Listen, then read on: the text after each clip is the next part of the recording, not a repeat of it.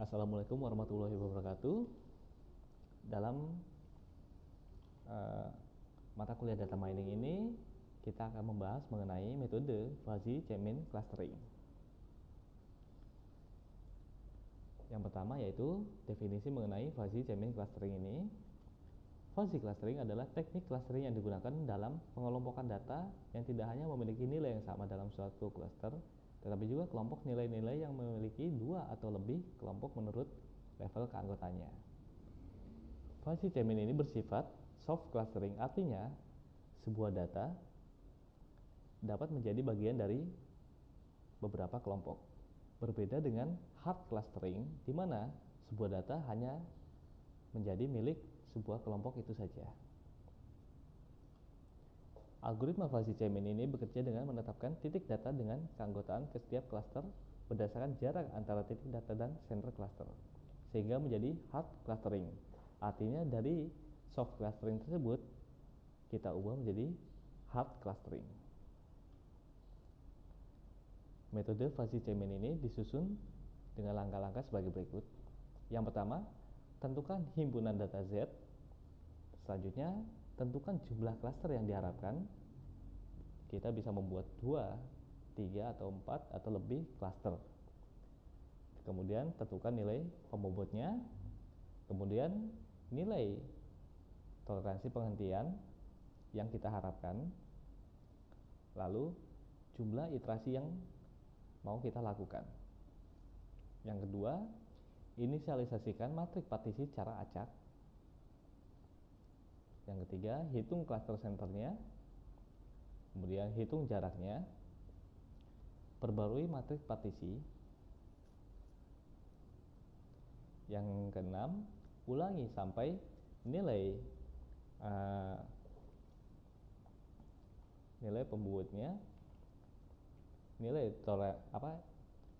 toleransi penghentiannya sudah kurang dari toleransi penghentian yang telah kita tentukan.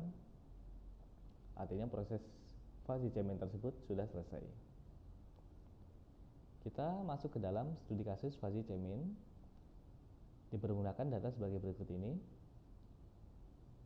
Terdapat 10 data yaitu A, B, C sampai J dengan nilai parameter X1 dan X2.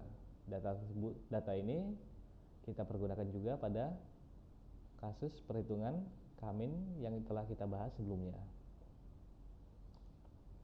Selanjutnya, tentukan nilai-nilai yang dibutuhkan dalam perhitungan fuzzy chain. Dari sini kita tentukan bahwa kita akan membagi menjadi 3 cluster. Lalu nilai pangkatnya yaitu 2. Lalu maksimum iterasi yaitu 100. Dan error terkecil yang diharapkan atau epsilonnya 10 pangkat minus 4 atau 0,0001. Dari sini, apabila nilai error terkecil yang diharapkan tidak tercapai, sedangkan maksimum iterasinya sudah selesai, maka nilai terakhir itulah yang akan kita pergunakan sebagai kelompok data. Tetapi apabila dalam proses iterasinya telah kita dapatkan nilai error terkecil yang diharapkan, maka proses perhitungan fuzzy chain tersebut telah selesai. Oke, berikutnya tentukan nilai random sebagai keanggotaan cluster. Dari data-data ini kita tentukan nilai-nilai ini secara random untuk cluster 1, 2, dan 3-nya. Di mana apabila kita jumlahkan nilai antara C1, C2, dan C3-nya, dia akan bernilai 1.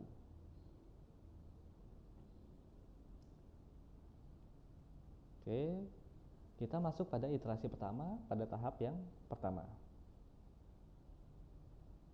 Pada proses penghitungan pusat cluster, pangkatkan nilai keanggotaan cluster tersebut. Dari nilai random yang telah kita tentukan sebelumnya, kita akan pangkatkan data nilai-nilai tersebut. Sehingga kita dapatkan mu kuadratnya seperti berikut untuk klaster pertama, klaster kedua, dan klaster ketiga. Lalu kita hitung total mu-nya. Kita jumlahkan untuk klaster pertama, klaster kedua, dan klaster ketiga. Kemudian pada tahap yang kedua, kalikan antara nilai data dengan nilai pangkat keanggotaannya.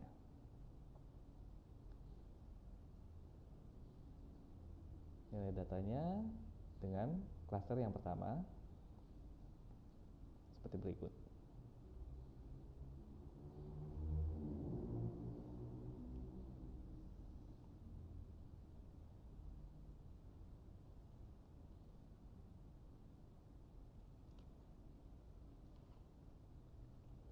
Oke, selanjutnya lakukan kembali pengkalian antara nilai data dengan nilai pangkat keanggotaannya.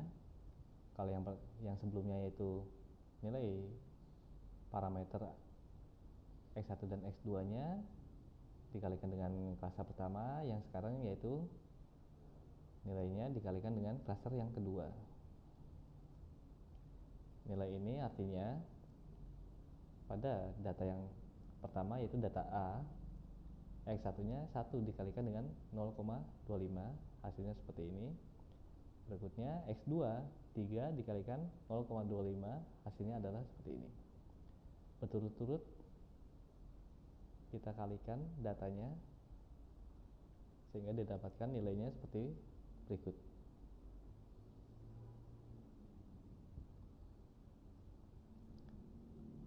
Kita dapatkan totalnya untuk klaster yang kedua ini 5,20 dan 4,28. Berikutnya untuk klaster yang ketiga, hasilnya seperti berikut.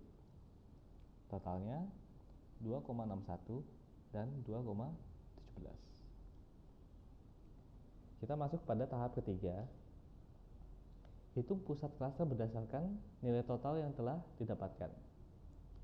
Dari nilai-nilai total yang telah kita dapatkan pada proses perhitungan pada tahap kedua dan tahap pertama dan kedua tersebut, lalu kita hitung pusat klasternya.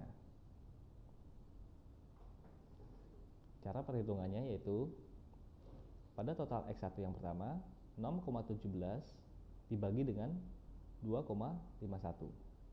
Selanjutnya 5,21 dibagi dengan 2,51.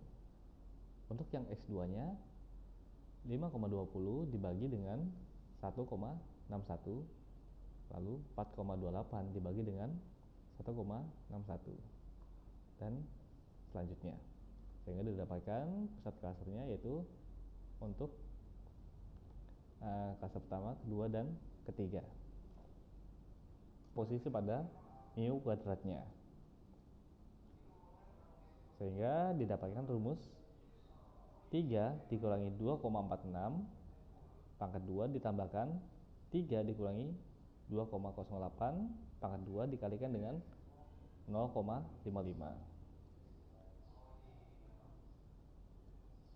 sehingga didapatkan hasilnya adalah untuk yang L1 telah kita dapatkan untuk nilai seluruhnya. Lalu bagaimana untuk penghitungan L2 pada data A ini? Rumusnya sama, yang membedakan adalah posisi pada pusat klasternya. Kita ambil posisi yang kedua.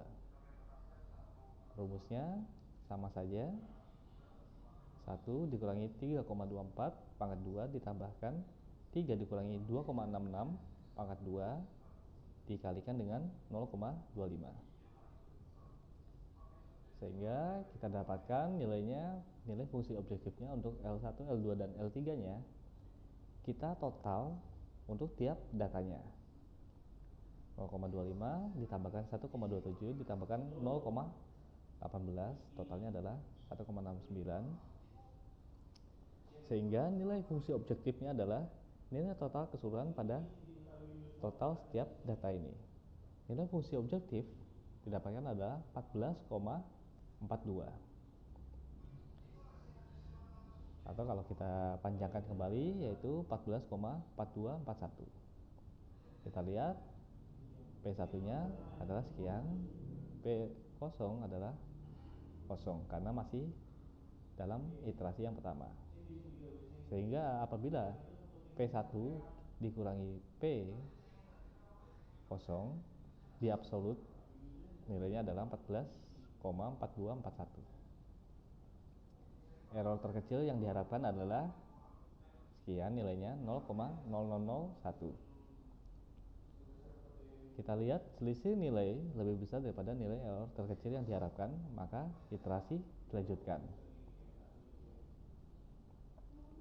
Karena selisih nilainya masih lebih besar dari nilai error terkecil yang diharapkan, 14,4241 lebih besar daripada 0,0001, maka iterasi diteruskan. Untuk menuju tahap iterasi yang kedua, kita lakukan proses perhitungan pada tahap 5 dan tahap 6 untuk membuat data keanggotaan baru pada iterasi selanjutnya. Kita lakukan perhitungan matriks partisi. Kita ambil data parameternya, pusat cluster, lalu penghitungan matriks partisi kita hitung dengan rumus seperti berikut. 1 dikurangi 2,46 pangkat 2 ditambahkan 3 dikurangi 2,08 pangkat 2 dipangkatkan min 1 per 2 dikurangi 1, sehingga didapatkan nilainya adalah 0,34.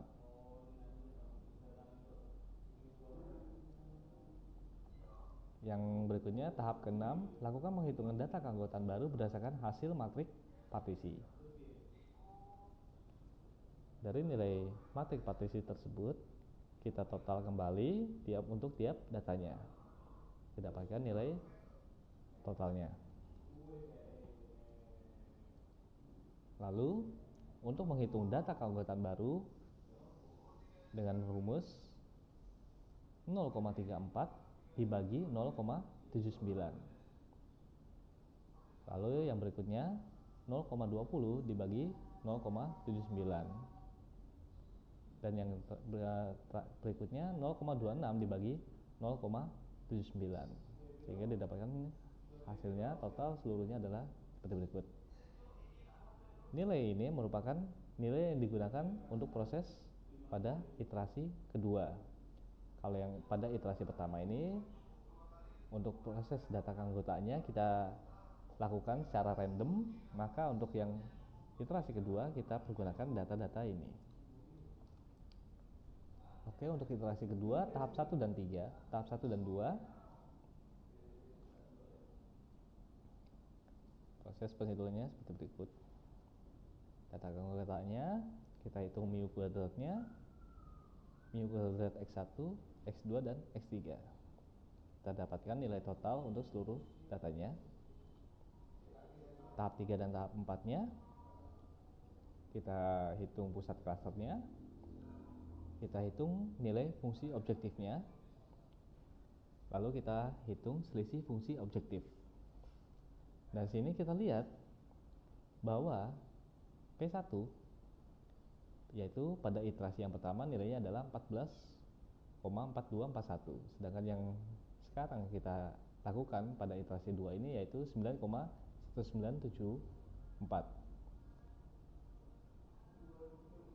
Nilai P2 dikurangi nilai P1 kita absolutkan sehingga hasilnya adalah 5,2267.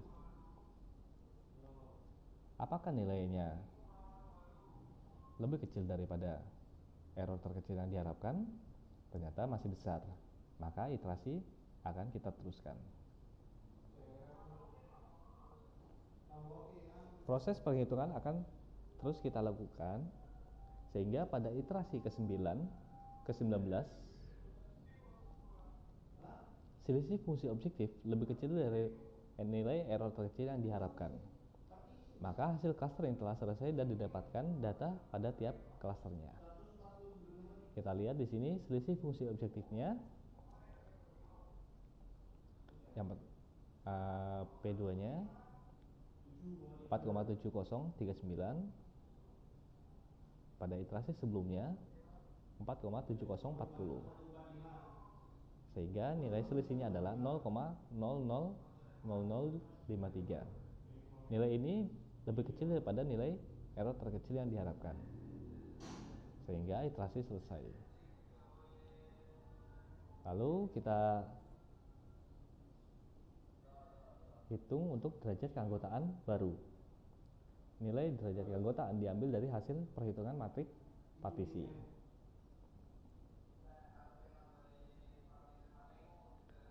Sehingga di sini kita lihat nilai klaster yang dipilih didapatkan berdasarkan nilai tertinggi pada klaster ke-1, ke-2, dan ke-3. Dari sini nilai yang paling tinggi adalah 0,93, yaitu klaster 3.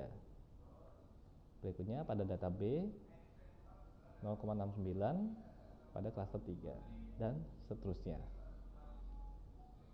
Pengelompokan data didapatkan dari nilai tertinggi pada derajat keanggotaan data.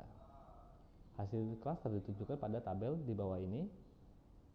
Klaster yang pertama yaitu E, G, dan H. Klaster kedua C, D, F, I, dan klaster ketiga adalah A, B, dan Oke, untuk contoh perhitungan fuzzy K-means clustering menggunakan Excel dapat kita lihat di sini, di mana ini merupakan nilai parameternya, nilai data awal, penentuan datanya, serta keanggotaan cluster secara random. Di sini terdapat penghitungan pusat cluster, hasil pusat clusternya, penghitungan fungsi objektif, dan penghitungan matrik partisi U. Untuk penentuan apakah iterasi berlanjut atau tidak dapat kita lihat berdasarkan selisih fungsi objektif di sini. Prosesnya sama sampai hasil pada iterasi ke-19, di mana pengelompokan datanya adalah sebagai berikut. Nilai-nilai ini didapatkan berdasarkan nilai hasil dari perhitungan matrik partisi U, sehingga didapatkan klaster pertamanya yaitu E, G, dan H, klaster keduanya C, D, F, dan I, sedangkan yang ketiga adalah A, B, dan J. Oke, sekian proses untuk metode fuzzy K-means clustering. Terima kasih banyak.